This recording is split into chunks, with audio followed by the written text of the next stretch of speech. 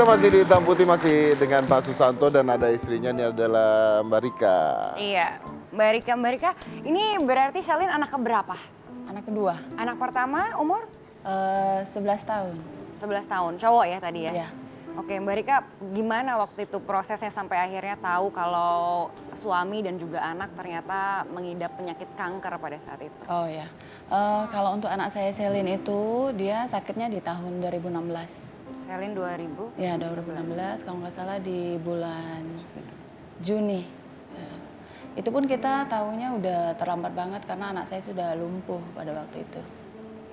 Iya nggak bisa berjalan karena sel kankernya sudah menyerang ke tulang. Jadi dia nggak bisa duduk, berdiri nggak bisa, jalan nggak bisa. Jadi Stadium berapa itu? kalau leukemia nggak ada sih, dia high risk. Oh, high risk. Iya. Itu high risk. Iya high risk dia. Sel kankernya 91,5 pada waktu itu. Ya. Jadi ya gitulah. Kita bingung pada waktu itu karena kita nggak paham leukemia itu gejalanya seperti apa. Pada waktu divonis anak saya leukemia, jadi kita masih nggak percaya juga sih pada waktu itu. Kalau suami? Kalau suami, anak saya kan kemonya selama 2 tahun ya, leukemia itu dari 2016, memasuki 2018 dia tinggal 4 kali lagi kemonya, kemudian suami saya yang divonis Jadi nasofaring. gantian. Iya, anak saya 4 kali lagi udah mau selesai, lanjut suami saya. Kalau nasofaring pada saat ketahuan ada Gejalanya gimana? gejalanya? Gejalanya suami saya itu ada bercak darah Saat? saat dia membuang air liur. Oh nggak ada batuk gitu nggak atau gimana? Oh nggak batuk? Ya awalnya tuh sering bersin di pagi hari. Jadi kayak Bersihnya sampai puluhan kali. Bersin sampai Oh bukan sekali dua kali, bukan kayak alergi gitu Pak ya? ya seperti alergi. Bersin terus. Terakhir saya setiap pagi gosok gigi tuh keluar dahak itu ada darah. Dan itu ketika diperiksa kankernya sudah Belum, waktu itu periksa ke dokter, katanya waktu di endoskopi itu di dalam ada benjolan, tumor katanya. Tapi harus di Biopsi. PA, biopsi baru tahu hasil. Akhirnya besoknya saya langsung biopsi. dan ternyata Ternyata memang kanker. kanker. Iya. Udah besar, masih kecil atau Si kecil, waktu itu masih stadium 1. stadium 1 Mas? Iya. Jadi langsung diangkat pada saat itu. Nggak bisa diangkat. Oh, nggak bisa Itu diangkat. harus memakai kemoterapi sama sinar radiasi. Oke. Wah ini sulit sekali ya karena anak baru kena terus suami juga kena Iya, Iya. gantian. iya. Maaf saya tanya, ini dari orang tuanya Mas Susanto ada yang cancer juga, kakek, nenek? Kayaknya saya tanya. Nggak ada ada. sih. Karena cancer kan juga bisa bersifat turunan katanya. Nggak juga sih. Nggak ada yang kena ya? Berarti? Nggak. Dari saya juga nggak ada sih. Dari keluarga juga nggak ada. Tapi sekarang sudah dinyatakan sembuh ya? Iya, begitulah. Oh, sudah sembuh. Waktu itu biayanya sendiri berat nggak sih Pak, Mbak?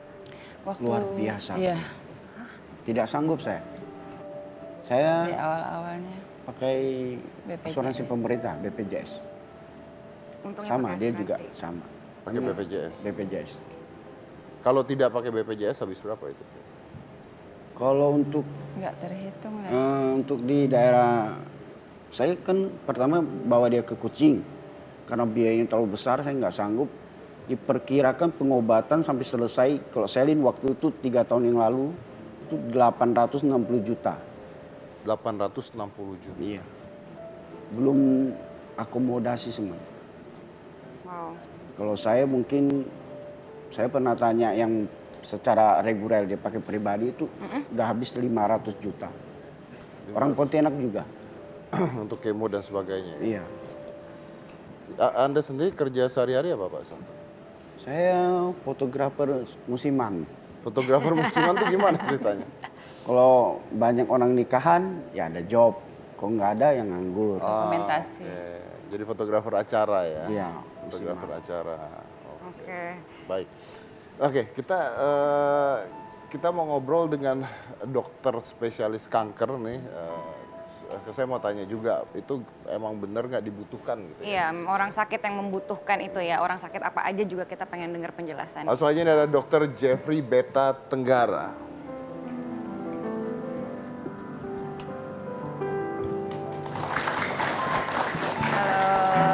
Biasakan Dok, anti corona. Silakan. iya silahkan. Salam anti corona ya. Pakai kaki biasanya begini kalau salam anti corona tuh Iya, begini. biar agak gitu loh, kayak anak muda gitu dok. Set, Nah, satu lagi. Set. Nah, gitu. Nggak berani sepatunya mengkilat soalnya. Oh iya benar. Cium kaki kanan, cium kaki kiri ya ini ya, Iya. bukan pipi. Iya, ya itu dia.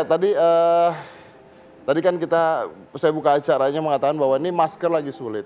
Ya, Karena orang-orang banyak yang menganggap bahwa pakai masker nggak kena corona gitu. Karena akhirnya ditimbun, dijual mahal. Ya. Sedangkan nih saudara-saudara kita yang mungkin sembuh atau survivor lah ya, kita nganggap kalau cancer survivor kan ya, dari cancer membutuhkan masker katanya. ya betul. Benar nggak mereka membutuhkan masker? Tentu seorang penderita kanker atau survivor kanker setelah mengalami berbagai penderitaan ya, kemo, radiasi, pasti ada perubahan dengan sistem imun. Jadi bukan hanya survivor, terutama penderita kanker yang saat ini sedang menjalani pengobatan, nah itu yang terutama paling membutuhkan ya masker ini. Gitu.